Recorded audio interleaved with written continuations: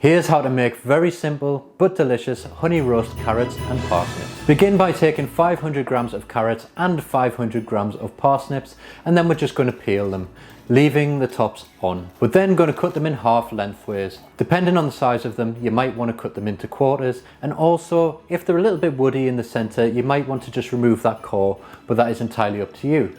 And then we're just going to drizzle them with some olive oil and season with salt and pepper. I'm just going to mix them all together now, just so they're nicely coated, and then I'm going to lay them back out. Just again, making sure they're not overcrowded and there's some space between each one. The carrots now need to go into the oven at 180 degrees Celsius for 40 minutes, turning them halfway through the cooking time. After 40 minutes, take them from the oven and then drizzle them with roughly around 2 tablespoons of runny honey, and then place them back into the oven for 5 more minutes.